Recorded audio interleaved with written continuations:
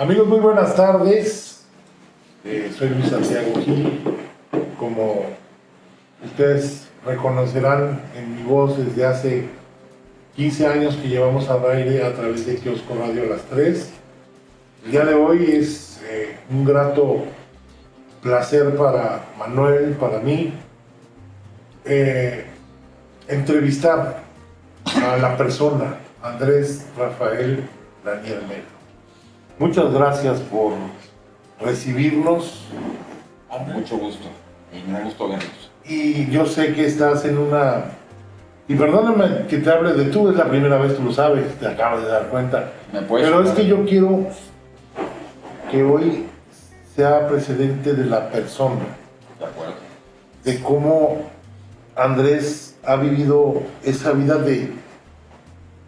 Yo la califico como de telenovela, con cosas emocionantísimas, felices y con golpes durísimos que vale la pena compartirlo con el público. Manuel Izárraga con nosotros también. Buenas tardes, Químico, ¿cómo estamos? Gracias por recibirnos aquí y bueno, hoy vamos a platicar, como decía Luis Santiago, del aspecto personal. Vamos a dejar de un lado la política por el día de hoy y que la gente se fije, ¿no? ¿Quién es la persona? Y hoy nos toca con el químico Andrés Lanier. Gracias de nuevo por recibirnos. No, encantado y muchas gracias a ustedes por considerarme y tomarme en cuenta. Muy agradecido. Yo creo que podemos comenzar por lo primero.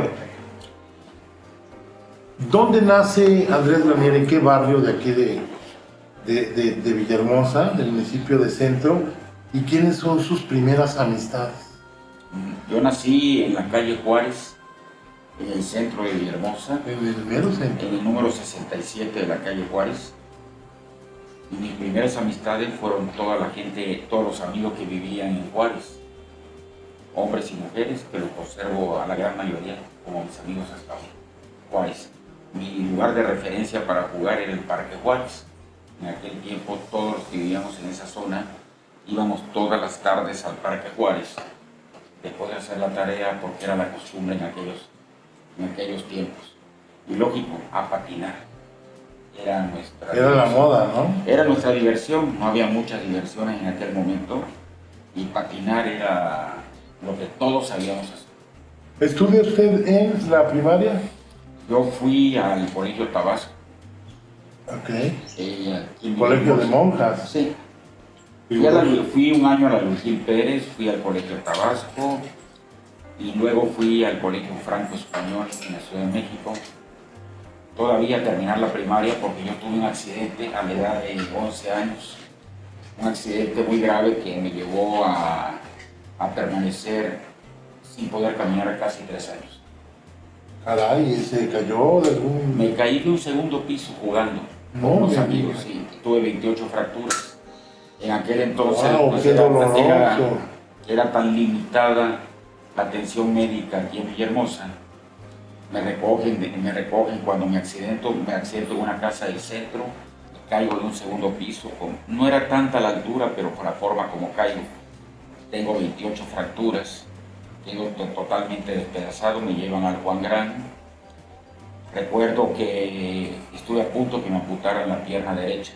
Afortunadamente llega mi padre y luego pues las peripecias del tiempo en el hospital, en la rehabilitación.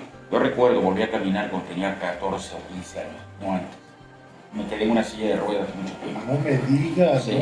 Esa historia casi ¿Usted nadie sabía conoce. que el químico estuvo paralítico prácticamente, no? Sí, no, nadie sabe. La mayoría de la gente, saben mis amigos que convivieron conmigo de niños y la gente de mi cuadra. Pero qué frustración, como siendo un niño, no poder jugar, no poder integrarse con los demás niños, sacarlo de su medio para irse a México. Fíjate que el primer reto en mi vida fue eso, que cuando yo estaba en la silla de ruedas y me llevaban a rehabilitación allí en México, porque aquí pues no había los medios en aquellos momentos, yo me propuse y me dije a mí mismo, no me voy a quedar en una silla de ruedas.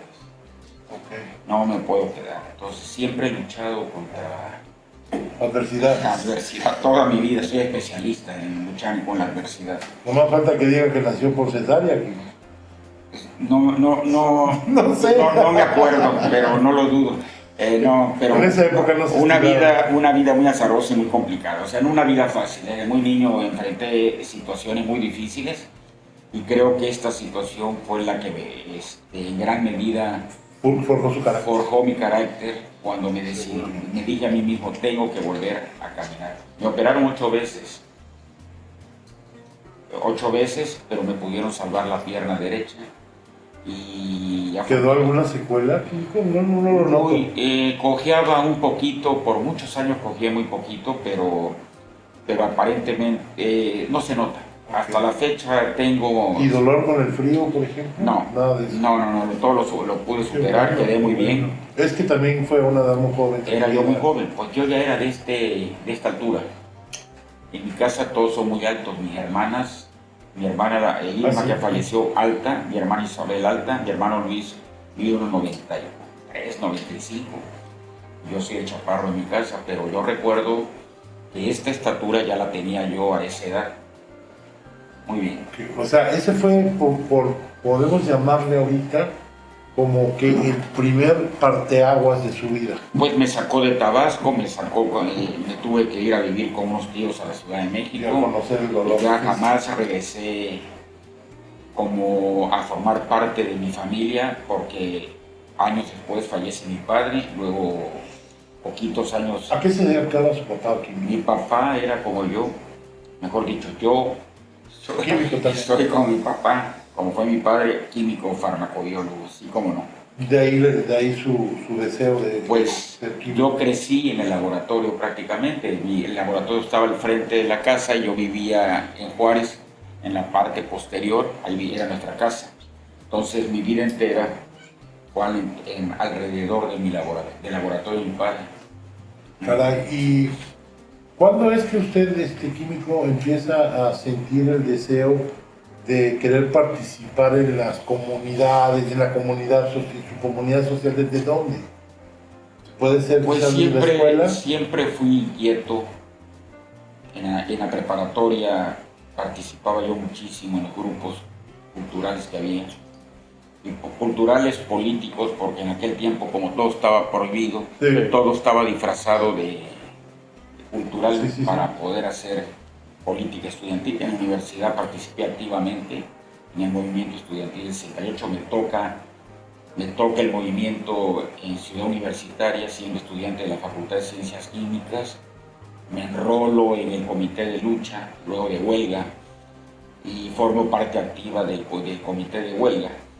Participo activamente en todo el movimiento y posteriormente... Con todo y catorrazos que había. Sí, cómo no, estuve en muchos lados donde hubo muchísimos muertos inclusive. Sí.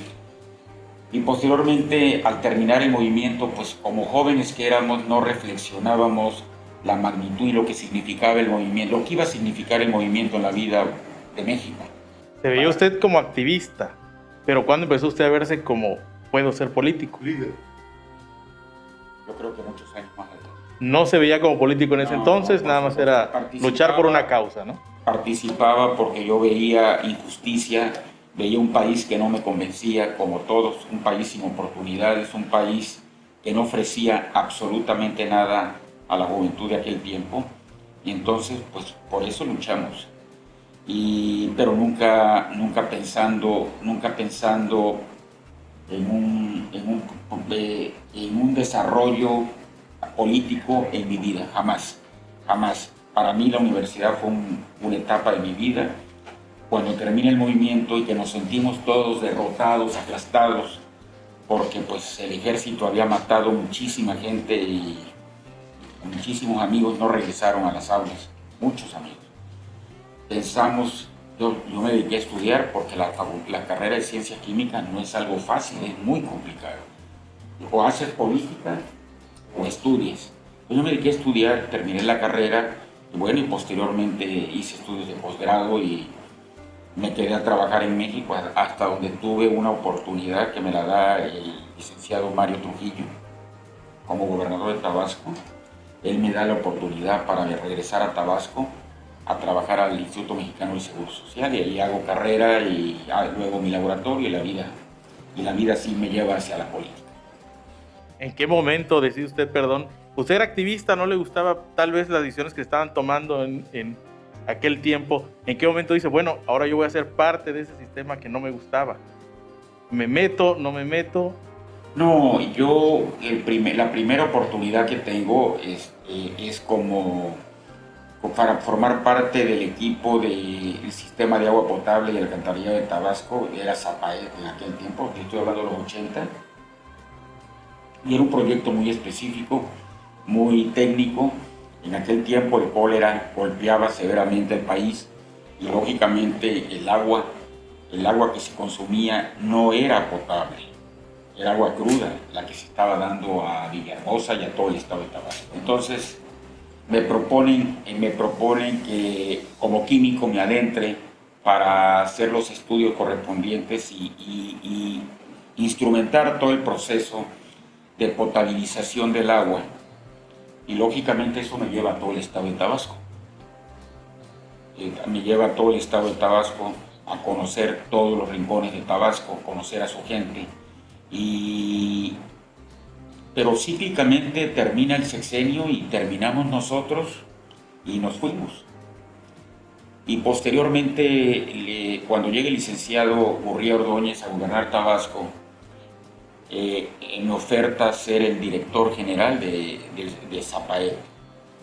Lógicamente yo traía los 6 años que había estado en el organismo, lo conocía muy bien, y nosotros le dimos la vuelta totalmente a Zapaet. Lo transformamos a números negros, hubo una gran inversión, se desarrolló ampliamente, hubo muchísimo avance en agua y drenaje en aquellos tiempos aquí en Tabasco, no nada más en la ciudad de Villahermosa. Entonces usted conoce de raíz, perdón que me interrumpa un poco, porque es importante, mucha gente se pregunta qué problema tenemos aquí en Tabasco en lo que es agua potable y alcantarillado. ¿Usted sabe qué es? Sí, claro, por supuesto, conozco perfectamente el sistema, tanto de la ciudad de Villahermosa, el municipio y Tabasco, conozco. Es increíble que un municipio como el centro, que es bañado por 2 ríos, que nos inundamos a cada rato además, estemos padeciendo de eso por falta, yo creo que de atención y mantenimiento. Han explicado, dicen los que saben, ¿no? Pero ese sería otro tema muy profundo de platicar, porque sí nos gustaría que nos desglosara en otra entrevista, sí, qué es lo que pasa con el agua, sí, de Tabasco, porque quién lo va a conocer mejor que usted, que reestructuró ahí. Lo haría con mucho gusto porque conozco a detalle, pues por los años que trabajé ahí. Químico, hay cosas también que la gente quisiera conocer de usted, como es el estado. No voy a pedir que me enseñe su cuenta bancaria, ¿verdad? Sí.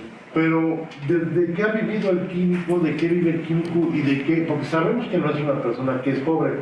Tampoco lo veo excelentemente rico, ¿no? Hace rato nos platicaba que de repente se vio usted en una fama que antes no tenía. Tal vez debido a la inundación se hizo todavía más famoso, no nada más pues a nivel internacional, diría yo, ¿no? Estaba usted siempre en TVT, hasta el momento hay imágenes de usted con ese icónico impermeable amarillo, ¿no? Es que prácticamente no me lo quitaba. Yo le quiero decir que los primeros 7 días yo no dormí ni un minuto. Yo me paseaba, en los pocos momentos que estaba dentro de la quinta, me paseaba pensando qué decisión debía yo de tomar, que Tabasco había sucumbido y eran más de 1 millón de gente que había que atender, que cómo íbamos a poder sortear el problema por el tamaño del problema y el tiempo que iba a durar el problema. ¿Eso se puede evitar, químico? Sí, claro. ¿Se puede realmente evitar? Sí, claro. O sea, no estamos a merced de lo que... Todavía falta mucho que hacer, pero sí se puede evitar en gran medida. En gran medida se puede evitar, independientemente que vivimos en una zona muy baja y lógicamente si buscamos el mejor sitio para haber construido Villahermosa, pues definitivamente no era ¿verdad? Definitivamente.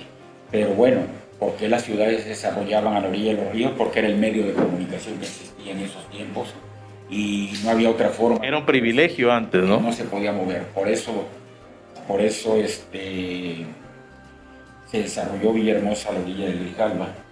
Y lógicamente, pues Villahermosa presenta en gran parte de su territorio zonas demasiado bajas, donde nunca se debió haber establecido. Así es, además la inconsciencia hay que reconocer tanto quien vive como el que ofrece, el que propició y el que permitió que lo pase. O sea, somos, creo que esa cultura nos ha afectado a todos enormemente por las malas decisiones tomadas, porque nadie se da cuenta que métete a ese terreno y rellénalo, no se da cuenta que al rato esa agua va a regresar. Bueno, lo más terrible que puede existir, y lo digo terrible y lo lamento muchísimo, que después de tanto esfuerzo, porque el esfuerzo en el 2007 no solamente fue un esfuerzo del gobierno del Estado, fue un esfuerzo del pueblo mexicano, independientemente del gobierno. Y vi al presidente muchas veces aquí con ustedes, sí, químico, sí, caminando. Sí. Impresionante. Pero voy al punto. El plan hídrico, que se llamó Plan Hídrico de Tabasco, no fue producto de la casualidad. Cuando termina las grandes inundaciones, porque al año siguiente tuvimos otra, pero ya fueron regionales. Ya fue Huimanguillo, la otra fue el río Sumacinta, ya por Zapata y Tenosique. Al final de cuentas, en mi gobierno hubo 4 inundaciones, pero pues, la catastrófica fue 2007. El pueblo de México cooperó con el pueblo de Tabasco, y esa cooperación fue regulada por un comité ciudadano, donde hubo gente muy distinguida de aquí de Villahermosa, que manejó los recursos, y a través de ellos se hicieron las obras, porque había arquitectos, había ingenieros, había contadores, había gente prominente, no política, prominentes tabasqueños de trabajo. Y eso le dio transparencia al dinero. Por eso cuando quisieron atacarnos por esa vía no se pudo, estaba totalmente todo claro y en orden. Pero el pueblo de México, que cooperó en los bancos, ese dinero se utilizó para hacer las unidades habitacionales en gran medida. Gracias, México.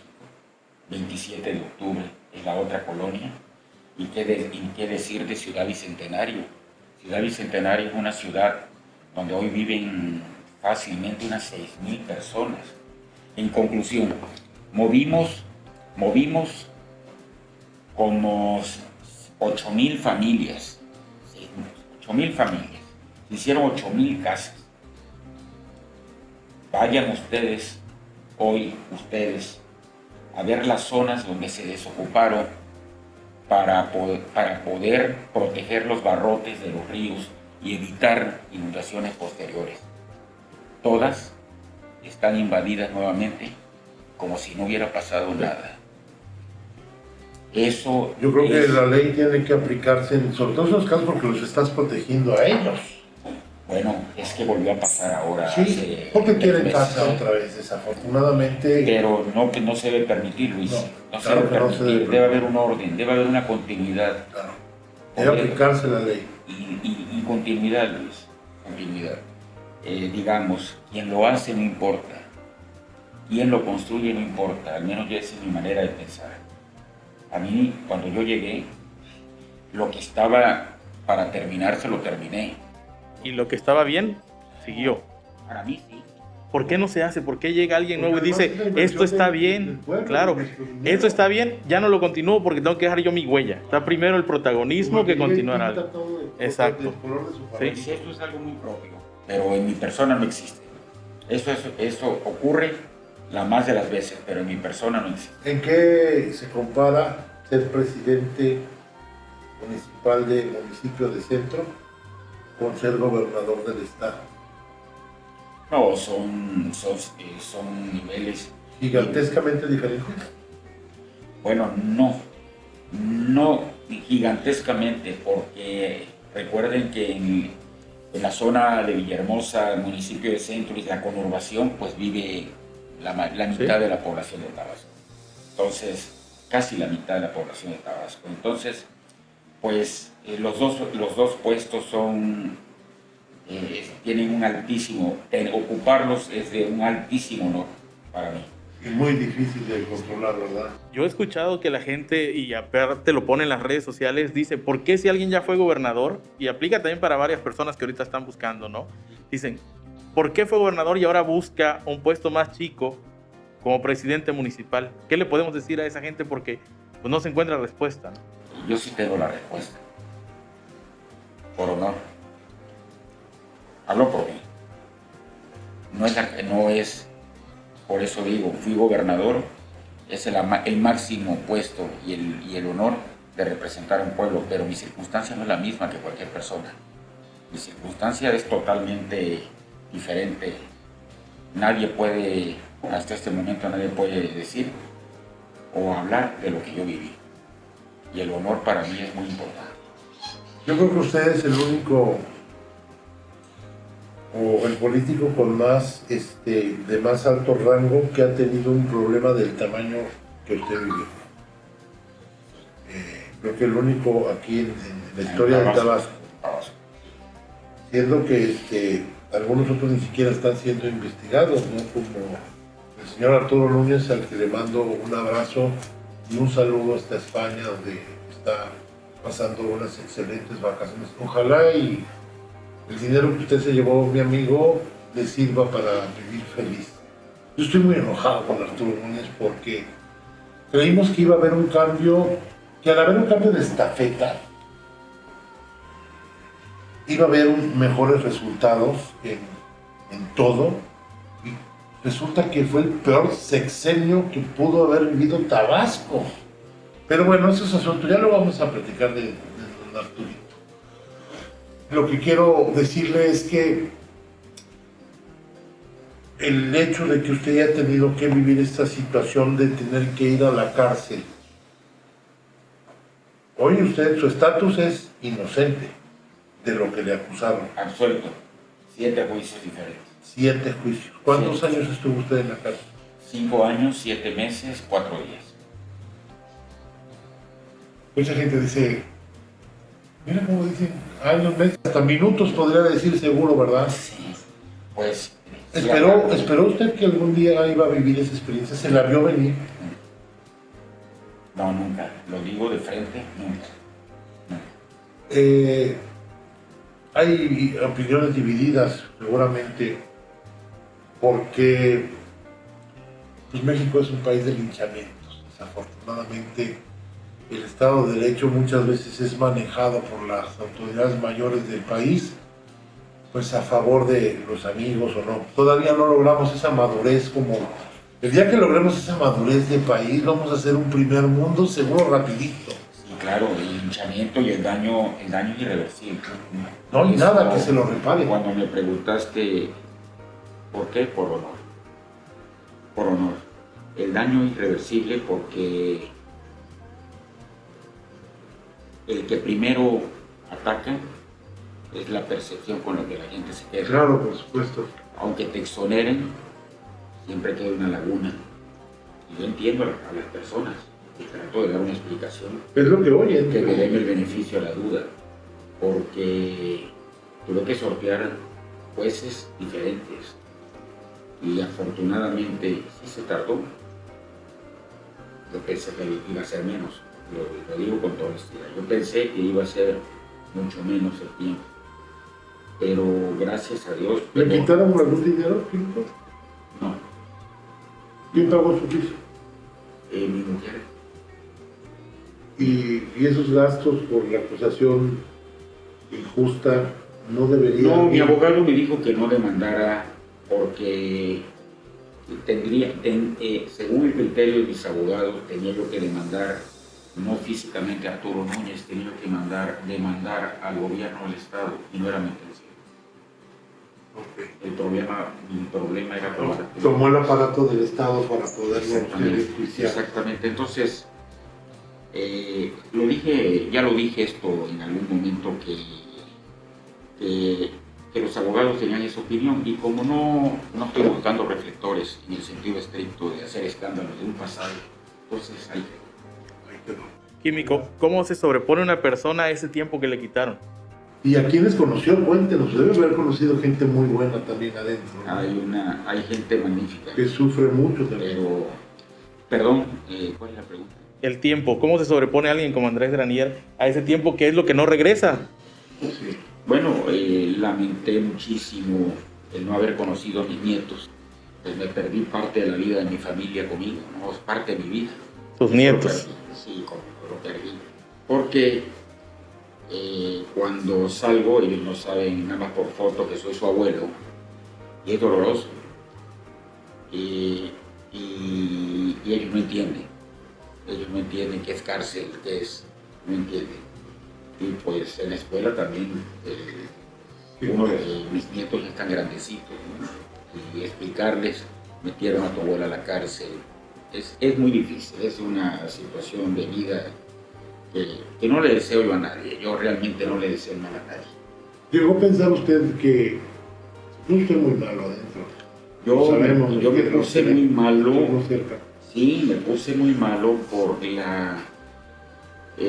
cuando yo regreso, yo me presento con mi abogado a lo que era el asilo. Yo entro y voy a declarar y entonces me dicen que no hay nada en mi contra, porque yo me presenté voluntariamente. Yo me voy a mi casa en México y llego a mi casa y sentía un cansancio que no había sentido nunca en mi vida. Esa noche, yo creo que por la presión y la tensión que tuve, soy hipertenso de hace 20 años. Desde que fui alcalde me hice hipertenso. Y entonces, esa noche me subí a dormir porque estaba yo muy cansado. Es el cansancio diferente, un cansancio no normal. Y lógicamente a las 2 de la mañana pues sentí una presión en el pecho que me estaba yo sintiendo morir. Me llevaron a emergencia de un hospital en la Ciudad de México, en el sur de la Ciudad de México. Me meten en emergencia, me ponen una inyección que recuerdo por aquí. Y cuando despierto son las 6 de la tarde, yo había llegado a las 2 de la mañana y despierto en terapia intensiva. Y la historia es que me hacen un cateterismo, llega un comando vestido todo de negro con capuchas. Deben haber pensado que me habían llevado al hospital a fingir que yo estaba para tratar de eludir. ¿Le maltrataron? Sí. Me levantan, pero lógicamente yo tenía una punción en la ingle, en la femoral, y apenas tenía yo menos de 24 horas de haberme hecho ese estudio. Entonces me empezó a sangrar hacia la pierna y hacia el tórax. Y les digo a ellos, si me muero, ustedes son culpables, porque me levantaron y el doctor dijo que tenía yo que estar 7 días acostado para que cerrara el hoyito que le ponen a uno una membrana que le absorbe el cuerpo y sella en la ingle derecha. Y se asustan y me llevan a un lugar muy feo de la Ciudad de México, al norte de la Ciudad de México, porque conozco la Ciudad de México, y el lugar no vi gente, pero oía los gritos, no vi gente. Y pues ahí empieza la historia. ¿Temió por su vida? Sí. ¿Usted creyó que pudieran las autoridades o quien la hacía de autoridad en ese momento podrían causarle un daño de muerte? En 2 veces trataron de agredirme allá. ¿Le trataron de matar? Sí. Porque ya no se agrede para darte una cachetada. Pues le quitaron un cuchillo a la persona que tenía. Fíjate nada más. Tampoco lo hice público en aquel momento. Pero ahorita no, por supuesto que no. Ahorita lo manifiesto porque lo preguntan, pero... Quisiera dejarlo guardado. No tengo por qué guardarlo, pero yo soy muy parco en algunas cosas porque, digo, no quiero aparecer como víctima de que yo sufrí. Es que mucha gente habla de la cárcel como cualquier cosa, como es tan cotidiano para nosotros, Tú y yo, Manuel, vivimos platicándole a ustedes las noticias y todo este rollo, y hablamos de años de cárcel, pero no tenemos una sola idea de lo que es una cárcel en México. La magnitud. La magnitud del confinamiento, la depresión, el maltrato. Ahí no son centros para rehabilitar a nadie, por supuesto. Ahí el día empieza. Centros de castigo. El día empieza, pero no sabes si termina. Y recae usted el problema de su corazón y tiene que ser hospitalizado ahí en la torre de Tepepa. Me llevan ahí porque además es horrible. Es una mazmorras. Pero, qué pena, Pero algún medio se atrevió a decir que yo vivía en una suite con médicos y enfermeras particulares. Yo no tuve privilegios. Eso le iba a comentar. ¿Por qué de repente los medios empezaron a decir, no, pues está en una suite, tiene todos los lujos, no está sufriendo, no le pasa nada, eso que dicen es mentira? Cuando le llega a usted ese tipo de información, ¿cómo reacciona? Pues me indignaba porque la verdad yo no tuve ninguna distinción, no fui maltratado, tengo que reconocer. Pero tampoco privilegiado. No, claro que no. No, yo estuve con 22 gentes. Y además vivir en la cárcel es carísimo. No. ¿No? No. ¿Su comida tenía, ahí hay que pagar por la comida, si no comes el frijol? Yo tuve la gran fortuna de que mi esposa la mayor parte del tiempo tuvo autorización de llevarme de comer. Iba a diario mi esposa y tenía oportunidad de estar conmigo un par de horas, y lo que me llevaba a mí yo lo compartía con algunas otras personas. Y cuando no podía mi esposa, yo comía la comida de ahí. No era excelente, pero no es mala. Pues sí. Yo comía, yo no soy muy exigente. Sí, pues. Pero igual, como digo de una cosa, digo de otra. El sistema a mí no me trató mal. Había respeto a mi persona. Porque tengo que decir la verdad, porque no nada más no porque esté lejos. No hablar de coraje tampoco, ¿verdad? No, tengo que reconocer, fui bien tratado en términos muy generales. La gente que me quiere agredir eran seguramente, no sé si mandados, o no lo sé, o por extorsión, claro. Pero fueron 2 veces. En una ocasión eran 2 tipos, le quitaron un puñal, y la segunda vez una persona me pude defender y no pasó nada. ¿Hubo amigos adentro? Sí, ¿cómo no? ¿También en la casa? Sí, claro, hay gente que vale. Corazón de oro. Nadie debe juzgar. No, yo no juzgo, pero cada quien sabe su verdad, cada quien tiene una historia, y cada quien sabe hasta dónde tiene culpabilidad o inocencia.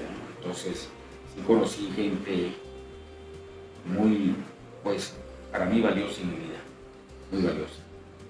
Y ahora que ya no está ahí, ¿lo sigue procurando esa amistad?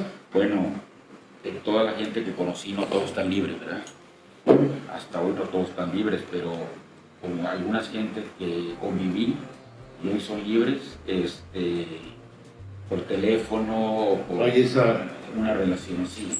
Esa comprensión, fuente de comprensión. A la hora que está uno en desgracia, una palabra de consuelo, de aliento, a las 2 de la mañana, la vida es otra. Entonces, la depresión, cuando se acercaba la Navidad, cuando se acercaban fechas muy importantes, la gente cae en una depresión muy fuerte. Entonces, hay que tratar de ayudar. En esos momentos, Químico, ¿no le pasó por la mente algún resentimiento, algún tipo de venganza? En el día más oscuro que usted estuvo ahí, ¿no tuvo esos sentimientos negativos de desquitarse o de buscar justicia? Pues sí los tuve, soy humano. Hay que ser honesto, ¿no? Sí los tuve. ¿No? Porque se volvió a casar. Porque usted cree en la familia para siempre. Sí, mi familia es para toda mi vida. Hasta que me muera, es mi única familia. Y así la conservaré siempre. Lógico, mis problemas les pegan durísimo, pero pues saben que es mi vida. Y al final de cuentas son solidarios conmigo. Químico, ahorita dijo usted una palabra, hasta que me muera. ¿Usted le tiene miedo a la muerte después de todo lo que ha vivido? No, absolutamente no, para nada. Para nada. Sé que tiene que llegar y la he visto. Si hacemos una recapitulación de la entrevista, Recuerden que tuve un accidente que casi me cuesta la vida en el 68. Pues ahí estaban las bayonetas, las balas. Ahí estuve. O sea, la escuela te llama a la muerte varias veces. Hasta ahorita yo no la reto, pero sí la he enfrentado. Fácil unas 4 veces en mi vida. Entonces, no le temo. No, estoy consciente de mi realidad, me siento muy bien, estoy sano. Soy un hombre que toda su vida hizo ejercicio, hace ejercicio todos los días. Entonces me siento capaz para poder tomar las riendas de cualquier encomienda. Pero estoy cierto que la vida tiene un tope, ¿verdad? Pues yo me estoy acercando a ese tope. Si su vida fuera una película, ¿cuál sería el final? ¿Cuál sería la escena final de esa película? ¿Cómo le gustaría ver que concluya su película? Ay, esa pregunta está... ¿De Miramar? No. Ya salto de Miramar. No la paso, soy feliz ahí en el mar. Pues sí, ver a mi familia unida, a mis 3 hijos, bien formados con una familia que la tienen ahorita. Yo creo que esa sería la satisfacción para terminar bien mi vida, para mí. Una toma con toda su familia. Sí. Bien y feliz. Eso. Pues en toda la familia tenemos altas, bajas y hay de todo, ¿no? Te voy a preguntar algo que ya sé, que voy a contestar, pero se lo voy a preguntar. ¿Cómo le hizo para convencer a doña Tere Calles otra vez de subirse al caballo? Porque se sube usted, pero ustedes son una pareja unida. ¿Cómo la subió al caballo? Yo creo que si a mi mujer le dijera eso, me cachetea. Lo dejamos para la otra entrevista. Está buena. Pues Químico, yo creo que tenemos ya conocimiento general. Yo quiero, si no es abusar para la próxima, el próximo encuentro que tengamos, podamos platicar acerca del proyecto que usted visualiza, porque usted sabe qué se puede hacer y qué no se puede hacer en el municipio de Centro, porque además lo conoce perfectamente bien. ¿Cuántos compadres tiene? Bueno, ese es un privilegio que formé y se hizo famoso en Tabasco. El uniforme, el impermeable amarillo. Sí, eso de duerman tranquilos, pero estén alerta. Frase célebre ya. Se hizo. Sí la dije, ¿eh? Lo tengo que... No, sí, ahí está. Está grabado Sí. Y la dije claramente. Sí, pero el capote amarillo no me lo quitaba yo de día ni de noche. Yo creo que dormía con él. Pero sí, muy simbólico el capote amarillo. ¿Y qué más? Los compadres, ¿cuántos? Ese es un problema porque en la cárcel hice varios también. Es un problema para mí. Y Fabián va por el mismo. Tengo camino. registrados como unos 1,500 en mi vida. Registrados. No recuerdo algunos. Muchos no llegamos ni a esa cantidad de conocidos. Saludos, Alberto Santos. Imagínense. Sí, a lo largo de mi vida, que mi vida ha sido larga, entonces tengo 1,500 porque además he trabajado en lugares donde hay mucha gente. Entonces, pero no a cualquiera se le pide que sea su compadre. Y nada más 6 años fue gobernador y 3 años presidente. Pero estuve en el Seguro Social 15 años, estuve en el ISSSTE 5 años y estuve... O sea que esto nos dice que no es porque haya sido candidato a gobernador o candidato a presidente municipal, sino porque, y déjeme que yo lo diga, porque son gente que de alguna manera hacen ese vínculo con la gente que conoce y da esa comunidad. Sí, somos gente cercana. Bueno, un custodio de allá de donde estuve. Voy a ser su padrino de bodas. ¿Cómo ven? ¿A poco? Sí, ellos eran mandados, ellos no eran los culpables de que yo estuviera. Y no es porque usted sea celebridad, es por la persona. Sí, porque... Por la relación que hubo. Sí, me mandan correos y yo tengo una buena relación con ellos. Y cuando llegaban las navidades,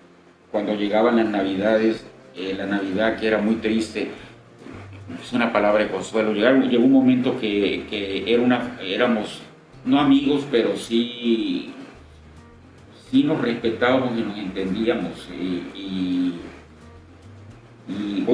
Y voy a ir nada más que termine la pandemia, pues suspendió la boda. Voy a ir porque le guardo un gran aprecio y yo soy gente muy agradecida. Yo nunca olvido quien me da la mano, nunca. Eso que dicen que fírmamelo, no, yo no. Yo tengo palabra de honor. Le dije, claro que vengo, con mucho gusto. Espero que pronto termine esto y que pueda yo ser el padrino de su boda. No creo que se haya casado todavía, pero bueno, vamos a esperar. Pues, Químico, muchas gracias. No puedo llamarle a Andrés por el respeto que como persona me merece, pero así lo comencé.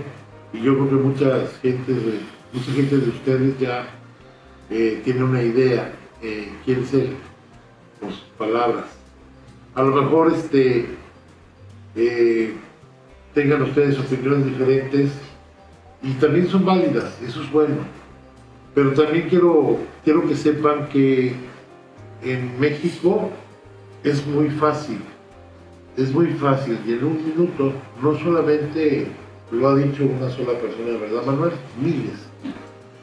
En México te pueden linchar en un momento con una mentira y queda para toda la vida. El señalamiento es muy duro, Luis.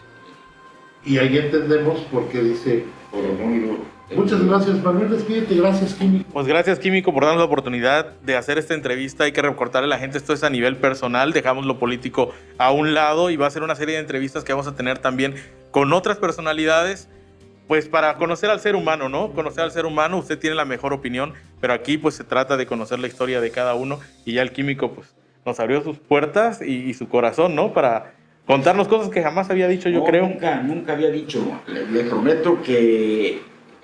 pero pues fue parte, lo que platiqué fue parte de mi vida, es parte de mi vida vivida. Pero vista desde adentro. Claro. Es fácil ver el periódico y creer lo que dice el periódico o lo que dice el compadre.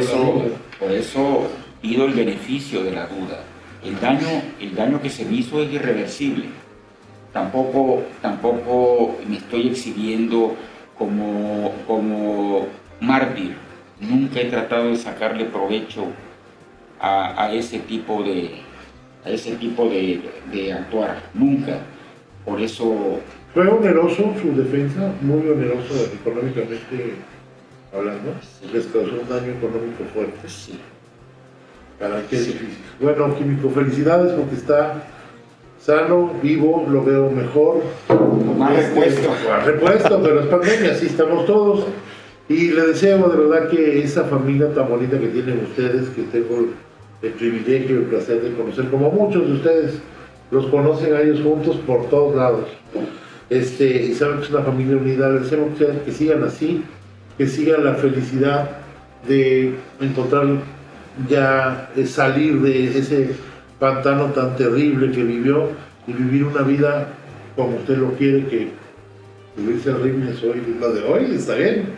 No, pero yo no me estoy subiendo al ring. Bueno, así le llaman en la política, ¿no? Subirse al ring de la política, pero realmente es con experiencia, con calidad y además, como decía mucha gente por ahí, con honradez lo que hay que hacer. Por Tabasco necesitamos en Tabasco que alguien haga algo con honradez.